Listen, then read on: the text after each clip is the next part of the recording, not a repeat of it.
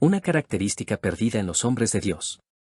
En el lugar donde estaba viviendo fue el lugar donde, como en ningún otro lugar, se alabó mi supuesta inteligencia. El problema llegaba cuando yo les decía que no estaba de acuerdo con prácticas que tenían o decisiones que tomaban que yo consideraba incorrectas. Allí ya no era el superinteligente, allí las alabanzas cambiaban muy rápidamente. Aquí mando yo, a quien Dios llamó a este lugar fue a mí, o estás en mi casa y aquí mando yo. Pensando en estas cosas me di cuenta que esto no es un problema solo de aquellas personas, es un problema humano que también está fuertemente en las iglesias y quizás en las iglesias lo he visto peor que en los impíos. El mal entendimiento de la identidad en la iglesia ha traído hombres soberbios, gente que los verás oír decir frecuentemente aquí yo soy el hombre de Dios, el ángel de la iglesia.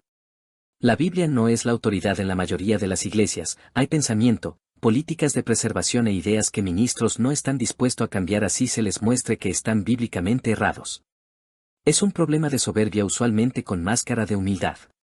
Las frases a mi Dios me habla y si no me ha mostrado eso es que yo no estoy mal. David tenía el corazón conforme al de Dios, había cometido un crimen y no se había dado cuenta. Una de las características perdidas de los hombres de Dios actuales es la de ser corregibles, la verdad he visto muy pocos, por eso cuando vemos a Marco Barrientos reconocer públicamente que había estado viviendo y predicando un evangelio incorrecto, hay que glorificar a Dios por ello. Julio Melgar tuvo que Dios ponerlo en una posición horrible para que reconociera sus errores, y al parecer para muchos la única manera de humillarse y ser corregibles es que Dios los ponga en la posición en que puso a Julio Melgar y que al final tuvo que llevárselo.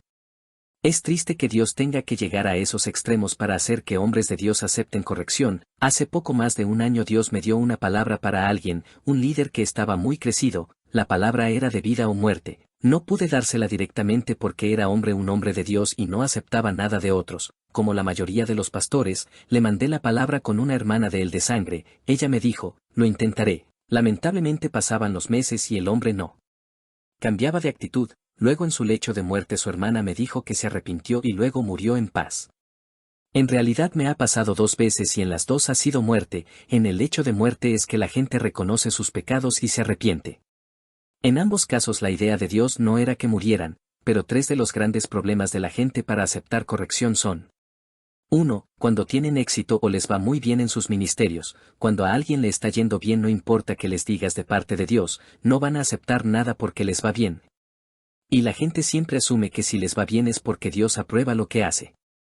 Y el mismo diablo se aprovecha de esto y envía gente a darles palabras de bien. Algo que aprendí este mismo año es que el diablo también da palabras. Tú puedes ver a alguien que bíblicamente está mal, hace injusticia, engaño, maldades y lo ves decir, Dios me dio una palabra que el que se meta conmigo Dios lo va a destruir. Es muy difícil que a alguien que le vaya bien en su ministerio o que esté libre de enfermedad se cuestione si está haciendo algo mal. El momento en que más yo me cuestioné mi cristiandad fue el tiempo cuando estaba pasando hambre y necesidad y no encontraba la razón. Allí me cuestioné cada detalle de mi vida espiritual, indagué en cada pecado, pero estoy seguro que si todo me hubiese estado yendo bien no me hubiese examinado tan exhaustivamente. Y es el primer problema que tienen los hombres de Dios a la hora de reconocer un error y aceptar corrección. 2. Desprecio por el vaso de barro. La segunda cosa que es un impedimento para que estos hombres de Dios acepten corrección es el desprecio del vaso a quien Dios usa para darles la corrección. Una persona me dijo a mí, hasta que tú no tengas bastante dinero yo no te voy a hacer caso a ninguna corrección que me hagas, mírate no tienes ni para comer. Cosas similares me han dicho muchas veces. El hombre del que hablé hace un rato y que murió hace 1 año y medio pensaba lo mismo porque eso fue lo que le enseñaron, y realmente no es una enseñanza bíblica, pero es una enseñanza basada en soberbia y aceptada por soberbios. A veces Dios lo hace para probar la humildad de estos hombres, al mandar a gente que son nadie y que no tiene nada a corregirlos y casi siempre salen reprobados. 3. La identidad.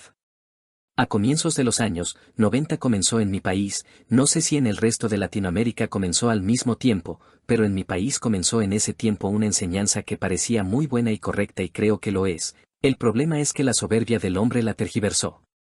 Me estoy refiriendo a la enseñanza sobre la identidad del cristiano. Se nos enseñaba que somos reyes y sacerdotes, que estamos sentados juntamente con Cristo en lugares celestiales. En general la idea era correcta. Pero luego vino Cas Luna y dijo que somos Jehová Junior, y por ahí comenzaron las tergiversaciones del hombre. Se nos enseñó que podemos darle órdenes a los ángeles, que los ángeles están a nuestro servicio, cuando la Biblia no dice eso, dice que están al servicio de Dios para Ayudarnos a nosotros, porque todos los ángeles son espíritus al servicio de Dios, enviados en ayuda de quienes han de recibir en herencia la salvación. Hebreos 1, 13,14. Este error en el entendimiento de la identidad ha hecho que muchos ministros se crean que como ellos son pastores, ángeles de la iglesia, los sacerdotes, y buscan de Dios, Dios no puede mandarles a alguien a decirles nada. Dante Gebel dijo: así estaré yo de mal para que Dios tenga que mandar a otro a decirme algo que él mismo me puede decir a mí. La pregunta sería: ¿y quién eres tú que Dios se tenga que ver obligado a hablarte directamente? Esta enseñanza de la identidad al servicio de la soberbia humana ha hecho que en esta era existan los pastores y ministros más soberbios que ha tenido la historia de la iglesia cristiana verdadera, obvio que sin contar a la iglesia católica. Una vez, una persona donde estaba viviendo me dijo: tú como que viniste como maldición, porque han muerto 3 ya. La verdad, yo no mato a nadie, Dios me da la palabra, yo la digo porque ya Dios me hizo experimentar lo que me pasa si no la digo. Luego la gente no la acepta porque dicen: ¿quién eres tú para corregirme si tú no tienes nada ni eres nadie? Y luego pasa lo que Dios dijo que iba a pasar si no la aceptaban. Si fuera que yo matara gente. Hay gente que me ha atormentado la vida por décadas, y ahí están, frescos como una lechuga, ahí siguen atormentándome la vida y ni siquiera Dios me dice como a Pablo: bástate mi gracia. Nada, no me dice nada. No soy yo no tengo poder de nada. El problema es que luego que por la soberbia de la gente pasan las cosas, la gente necesita buscar a un culpable que no sean ellos. Otros dirán: tiene demonios, como decían de Jesús. Otros, en lugar de obedecer y cambiar, lo toman como un ataque. Si de Jesús dijeron que era un enviado del diablo, difícilmente podemos esperar que digan menos de los que advertimos la verdad. Lo triste de esta gente que en su mayoría nunca se examinan. Es de conocimiento público todas las correcciones que Dios le ha mandado a Marcos Witt a través de Chuy Olivares, pero Marcos tiene una carrera exitosa, una empresa multimillonaria y un montón de gente que lo idolatra. Por favor. Recuerdo que me contó una de los miembros iniciales de uno de los ministerios más grandes de mi país y que por muchos años fue el más grande del país. Ella me contaba que un día, cuando estaban en auge, que llegó una ancianita diciendo que tenía una palabra para el pastor y la sacaron de la iglesia, y mientras la estaban sacando ella comenzó a decir todo lo que Dios le había mandado a decir al pastor. La tomaron por loca, y cuando luego de eso comenzaron a crecer como nunca, la seguían recordando como una loca. Para el momento que me contaron esta historia ya habían pasado más de 10 años y esa iglesia era la más grande e influyente del país. Hoy día es una de las iglesias más heréticas y el pastor conocido internacionalmente como uno de los más heréticos pastores de Latinoamérica. Dios les dio bastante tiempo para enmendarse, pero por favor, una viejita pentecostal. ¿Quién la iba a tomar en serio? Es hora de nosotros mismos entrar a nuestro templo y hacer limpieza antes que venga Dios y lo haga. Es tiempo de recuperar esa característica perdida de humildad, de aceptación, de corrección y de examinarnos continuamente. Así pareciera que Dios aprueba lo que hacemos. A veces no es que Dios esté aprobando lo que hacemos, sino que estamos en el periodo de su paciencia.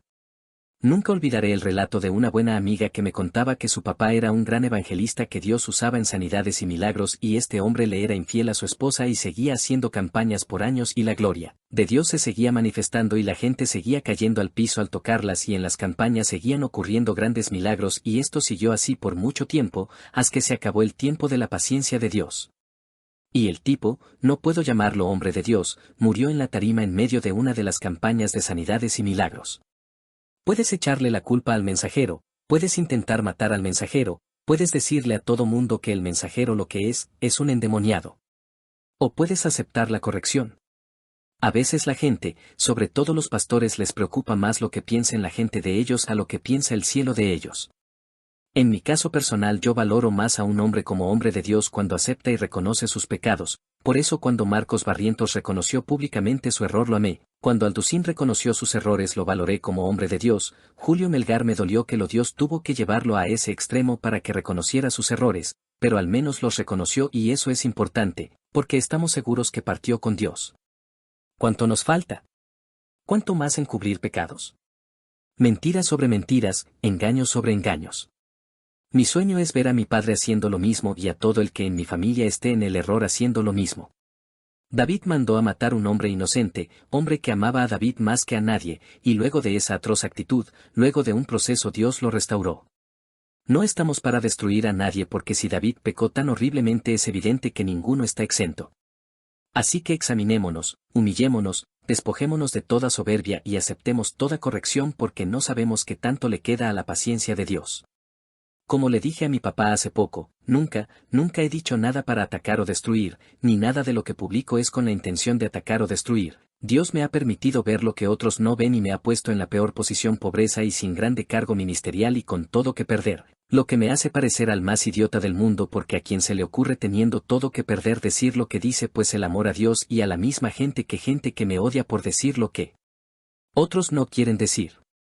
Quizás para probar en los hombres y mujeres de Dios esa característica olvidada, el aceptar corrección así sea de un burro, Números 22, 21-33, quizás soy solo un burro.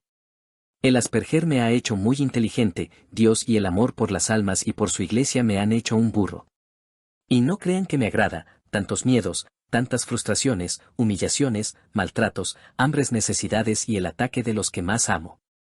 Alguien me decía hace algunos años, aja, te salió competencia, por ahí anda en Facebook otro haciéndose llamar el profe publicando cosas fuertes como las que publicas tú. Yo le dije, no es competencia, hacemos falta muchos, pero vamos a ver cuántos tiempo va a soportar cuando lo comiencen a atacar como a mí aún las personas que él más ama.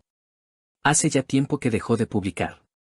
No es fácil ser el burro de Dios, Balaam reventó a palos al asna.